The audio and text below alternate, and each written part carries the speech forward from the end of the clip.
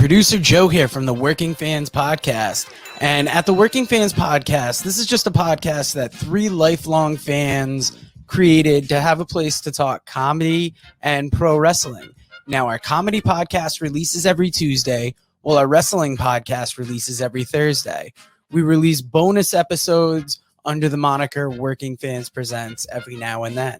You can find us on Apple Podcasts, Google Podcasts, Spotify, Breaker, any major podcast provider. The important thing is just please like, rate, review, subscribe wherever you listen to us. Now, we have started a new thing. We are now on Amazon and Audible. So those episodes release every Monday. And that's kind of going through the archives and just releasing our old episodes into new areas. So if you want to live through the process with us again, take that journey with us again, you can find us over on Amazon and Audible. Now, if you can't get enough of us in the audio form, check out our YouTube. It's youtube.com/C/Working Fans Wrestling Pod, or just search Working Fans Podcast on YouTube. We have the whole archive is up there. And if you listen to the Working Fans Podcast, you are more than familiar with the 531. That is our signature segment where we take your top 5 list on a particular subject, vote it down to a top 3, and then debate it down to a top 1. Now, guys, if you want to hear 3 guys talk shit about comedy, wrestling, life, anything, you will enjoy the Working Fans Podcast. Saturday, episode 41. It was a big night last night in wrestling, and there's a big weekend ahead of us. So after the intro, I'm going to bring in the guys, and we're going to talk SummerSlam, TakeOver, Rampage, and Sunday's Beyond Wrestling's Americanrana 2021.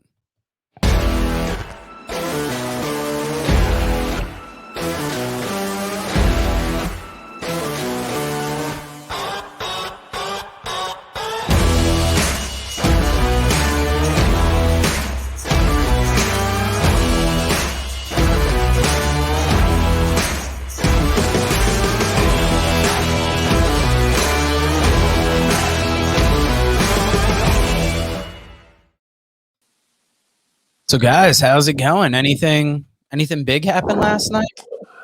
Hold on. Tay's saying something to me. No, Tay, Dave was not smaller in person. That's how big he is. Leave me alone. It's very good. I thought you didn't like ventriloquist sex. Anyway, I don't like prop comedy, and I want to demonstrate how bad it is. Yes, there wasn't big stuff happened last night. Christian Cage retained the Impact title over Brian Myers. How exciting was that, huh? Oh, man, We've been building to that for a while. That Emergence pay-per-view crept up on all of us. And what a shitty night to run a pay-per-view like that, because SmackDown, the go-home to SummerSlam tonight aired, and that was pretty big. Well, I thought the Good Brothers stole the show, quite frankly. I thought the Good Brothers came through as usual. You can always Magic Killer and a Too Sweet Brother.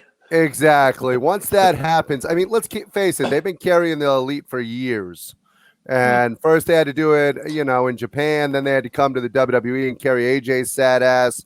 And now they're having to carry the rest of the Elite on AEW and Impact. So, yeah, it's been brutal.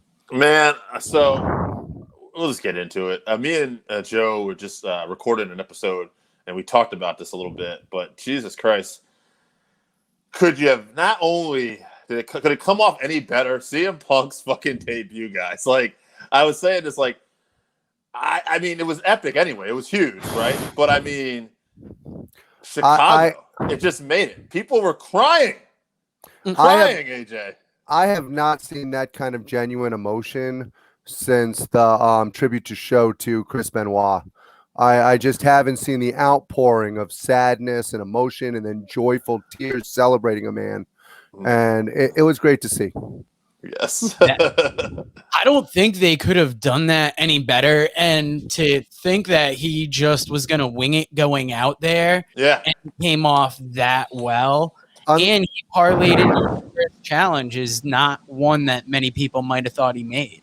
unlike the WWE, they also delivered on the ice cream bars, so good for them. They eventually got those ice cream bars out there too, I think. But Yeah, but they brought them home right away. I mean, people were giving them as they were leaving the building. People with tears of joy celebrating. the ice cream bars. all those pathetic Cubs fans finally had something to smile about. And one of those ice cream bars is on eBay for $1,000 US, I believe I saw as of this moment. So that had to have melted by the time they got home. That can't be worth. Dude, maybe they live in Chicago. I mean, it is cold there. I don't know what you would have thought going into that arena. I mean, you obviously had to expect Punk, but to actually see it happen, like, I was emotional on my couch. Like, holy Absolutely. shit, this is going to happen. They did it right. And it's far off enough where they leave you wanting something. Like, we've got the main event for All Out now. We have to. Well, he was so genuinely emotional himself, and thankful, and even when he talked about his journey and talked about letting the fans down and understanding where they're coming from, and that they had to understand what he went through working for the WWE, and how when he said getting back to pro wrestling, it's absolutely incredible.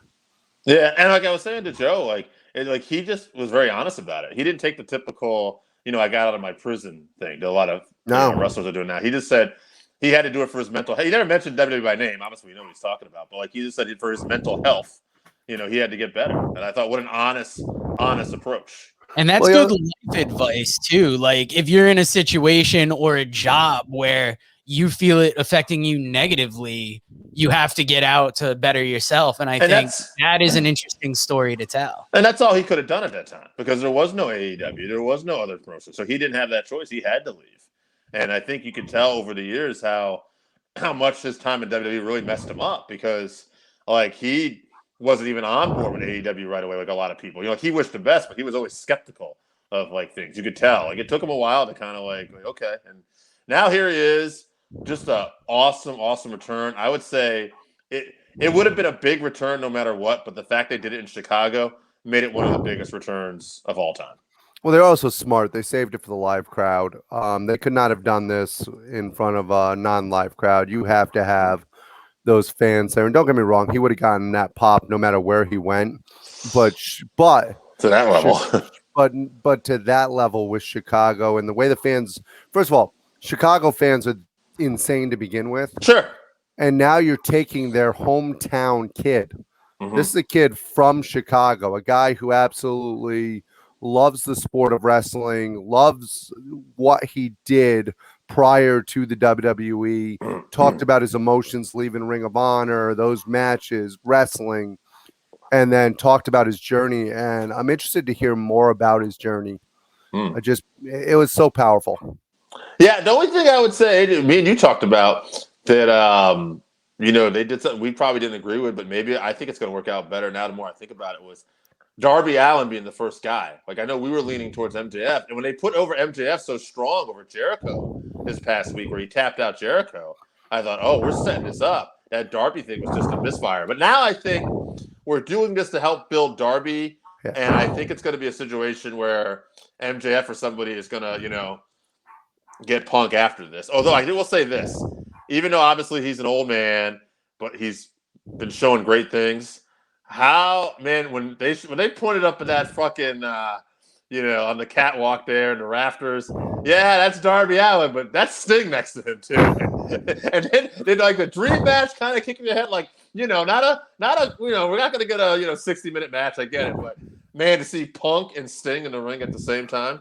Sting actually put out something last night where he talked about it. He said how much he would have loved to have wrestled Punk 30 years ago. Sure. And that he wished he would have had that opportunity.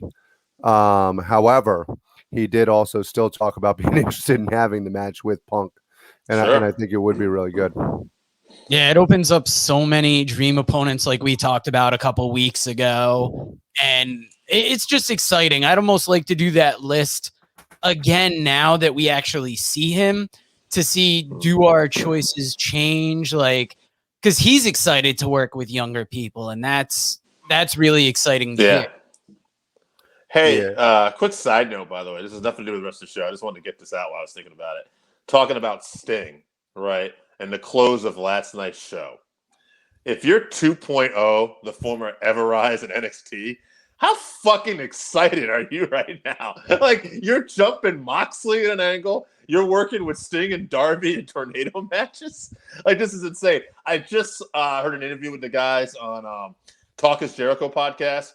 They're great guys that had funny stories about their time in WWE. They didn't really bury them, but they just had funny stories about how they actually managed to get a tryout and how they actually got booked and everything. And they're fun guys. And I'm just, after listening to that interview and then seeing last night between them and Daniel Garcia, awesome to see. Daniel Garcia is fantastic too. He's I love awesome. his style.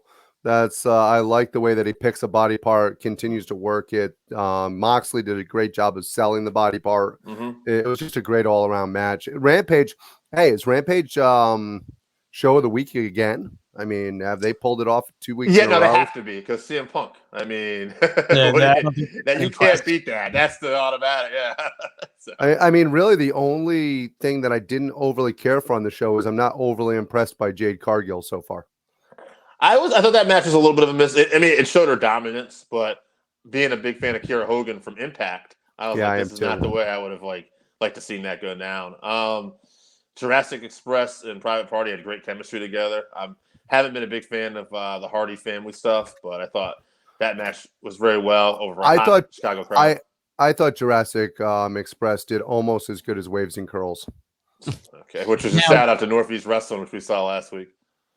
Now, guys, good times, by the way. Anyway, unfortunately, WWE is trying to run a pay-per-view tonight, and I think after last night, I don't know how it's going to hit. I mean, you got Roman Reigns and John Cena on top for the Universal Championship.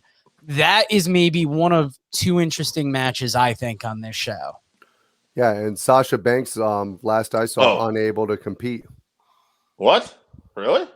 That was what I literally just read that a few minutes ago. How did you not drop breaking news on us? You didn't drop breaking news for that? What the fuck, bro? I think he surprised himself with that. That's how breaking that news is. On PW Insider, they were talking about the show, and they were talking about how Sasha Banks right now still has not actually been cleared to wrestle.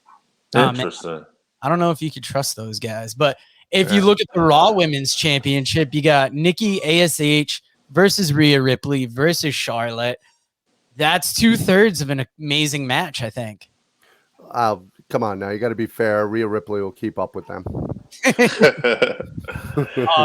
The WWE Championship, Lashley versus Goldberg. Like, it feels silly to talk about this card after talking about and watching CM Punk. I'll tell you what you are forgetting, though. There is something, and I've not been a fan of this guy and his new character lately, but they're going to tear it up.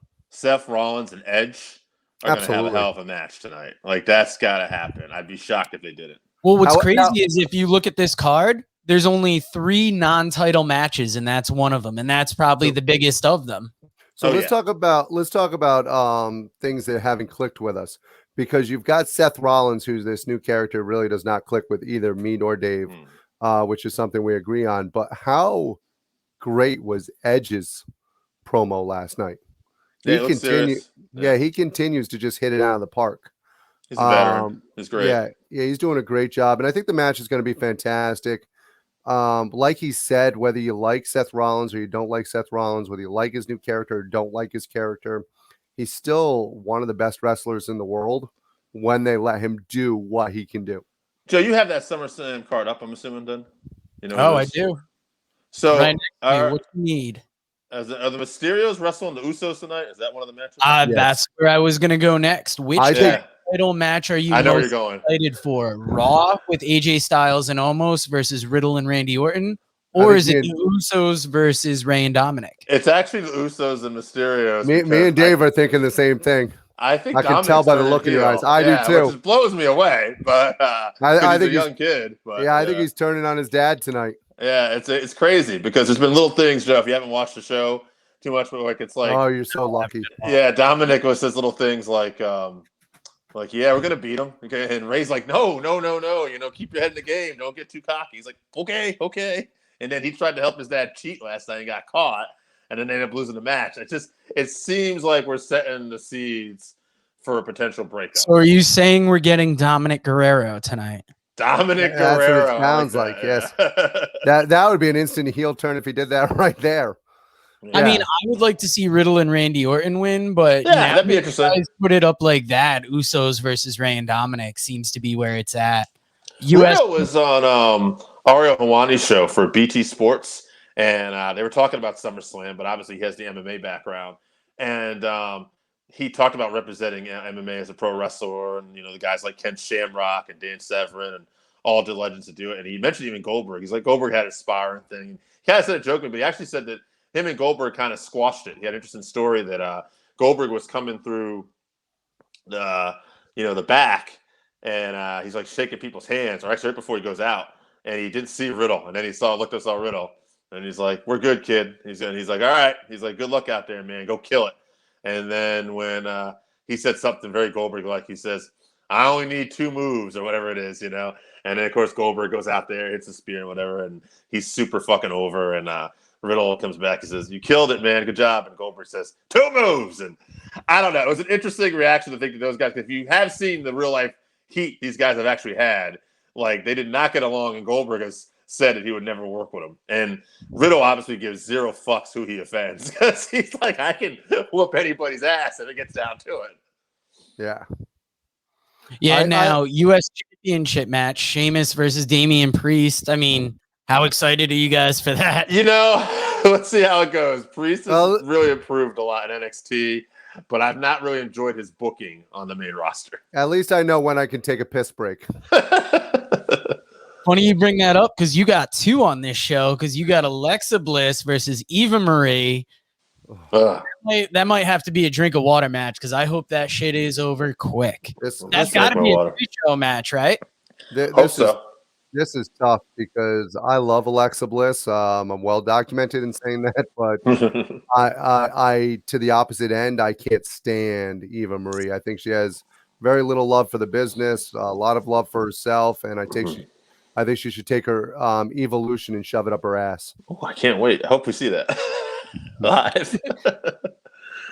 Now, guys, that's a edge of your seat SummerSlam card, but Sunday we got 2 big shows. The first one we're going to bring up, NXT TakeOver 36. This is going to be probably the crown jewel of the weekend as far as WWE. Oh, yeah. Because you got Karrion Kross versus Samoa Joe for that NXT champion. Joe's back.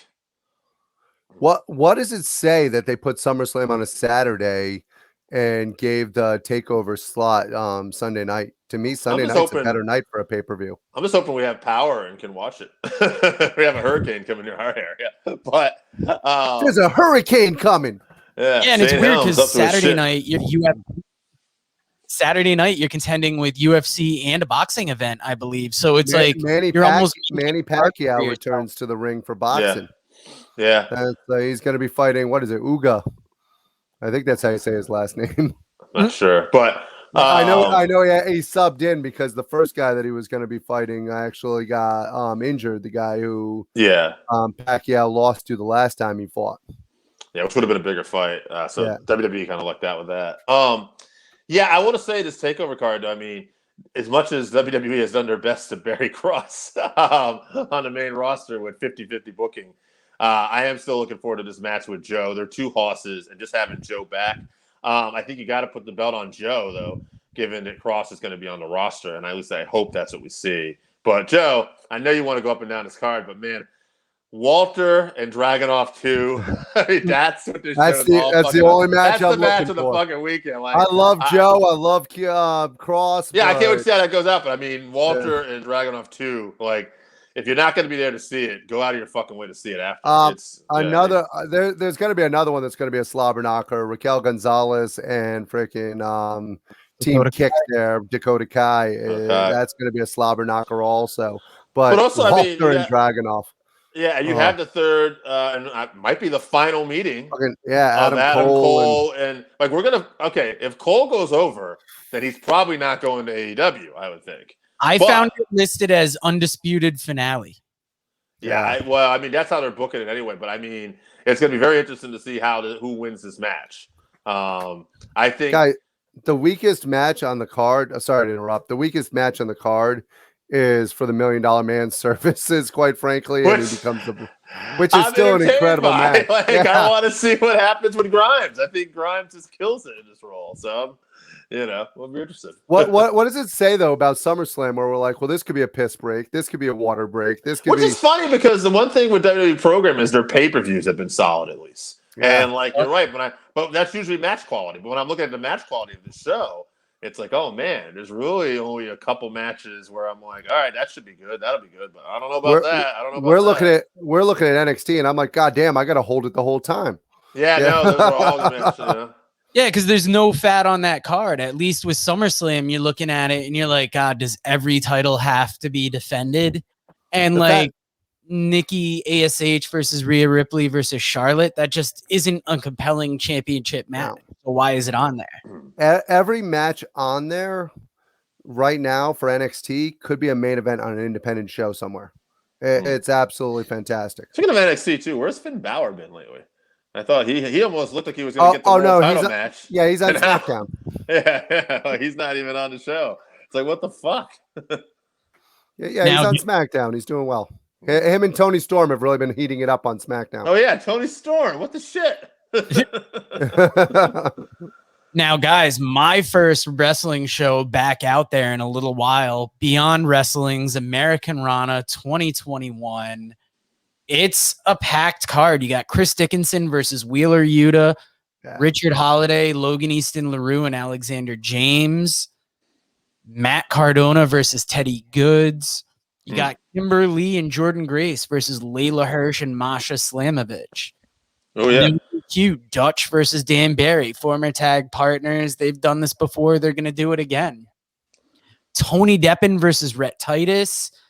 I can't wait to meet Matt Cardona. I think that's going to be the big part of the week. A lot of Ring of Honor and AEW talent on this show. I'm a big fan of Layla Hirsch. I think Layla Hirsch is freaking awesome. Masha Slamovich just debuted on AEW Dark, too. I think she was the one that lost to Nyla Rose. I could be wrong, but she was on there. She looked good. They gave her some offense. So, yeah, you've also got Willow Nightingale versus Alec Price versus Trisha Dora versus Matt Mikowski. We're seeing some top female talent there.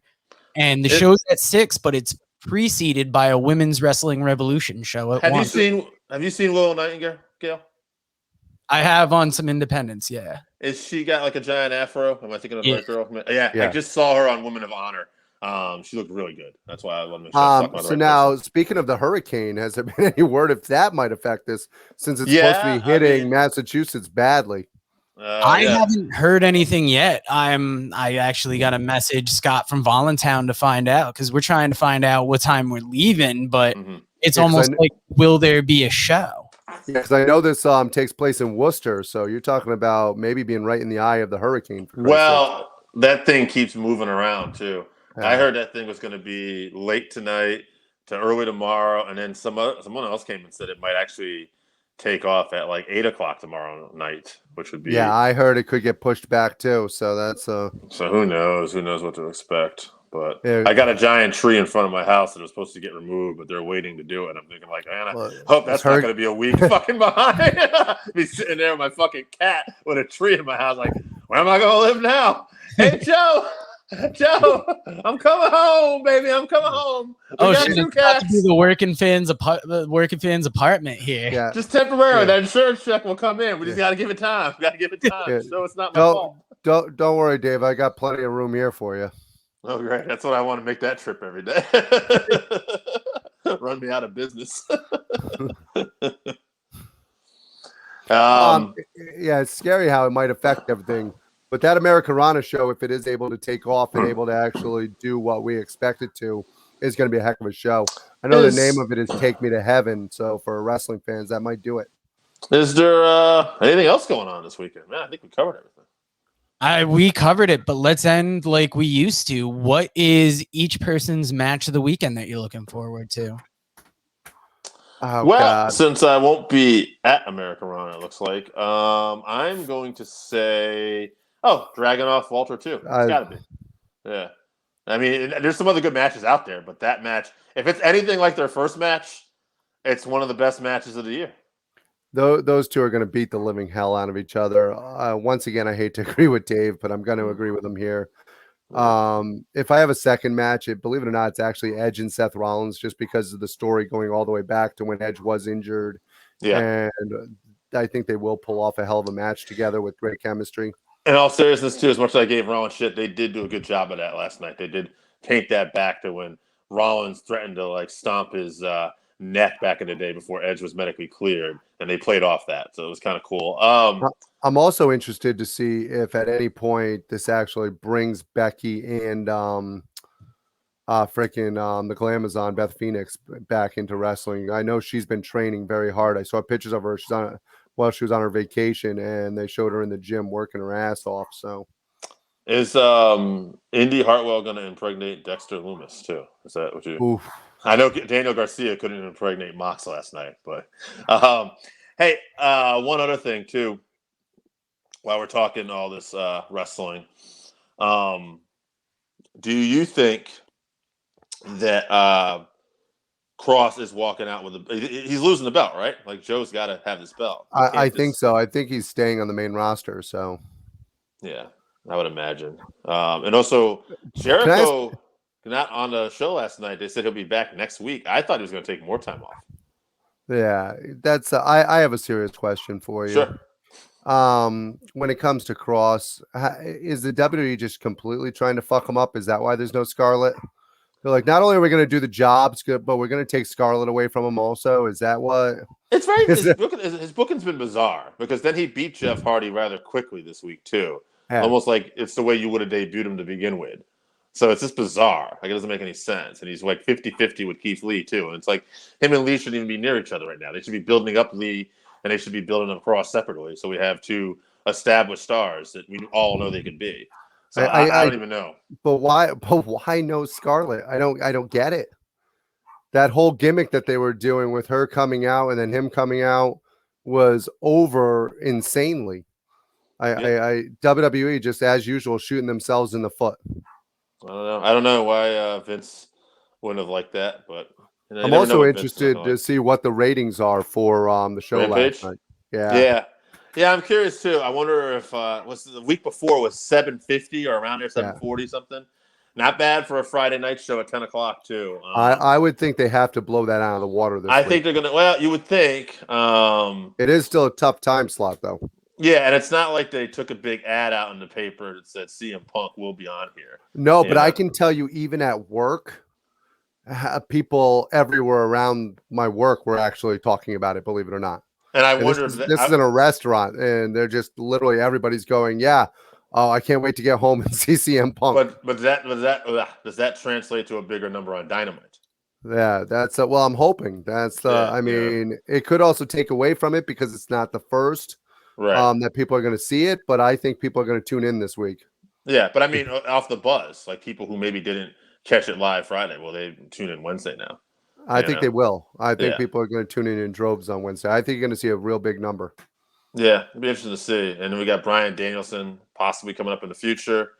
And then who knows? Well, especially since about Bray Danielson Wyatt also claims to be the best in the world. So I don't know if I believe that, but I didn't see anything about it. But someone was trying to claim that Bray Wyatt was seen last night in Chicago. I think that would have made my news. But yeah, I saw a picture of him sitting in a seat, or a guy that looked like him. Yeah. He looked like him. It could have been him. I mean, Bray Wyatt was seen in Chicago, and it's a guy like it didn't look like too far up, like maybe mid-level seats. Well, we can solve this. Did the guy have a beard? No. I can. No. The reason why quickly looked at it. Yeah, the reason why I say that is because Bray Wyatt was on Instagram earlier in the day. He shaved his beard. So, all right, there you go, folks. Work Fans Podcast. Bringing you up to date on Bray Wyatt's grooming situation. Did he shave his nuts too? He put that on Instagram. I don't know if that would help us identify him. Sucker. Isn't that oh, that's right. We got your butthole is another form of identification, right? Not your nuts. I think that's right. Don't they ask you that? Like you're a police, they ask you to spread your cheeks or something like that. I think that's to looking make for sure there's drugs. nothing. Yeah, that's to make sure you're not hiding anything in there. Oh, I thought that was a form of identification. I've been talking to the wrong cops. You think that's how they fingerprint you? I thought if I hadn't had my license, I could like do that somewhere else. Like, hold on, I got this. All right, guys, let's end on that note, and we'll talk to you again next week with more interesting forms of identification. Well, we'll identify Dave.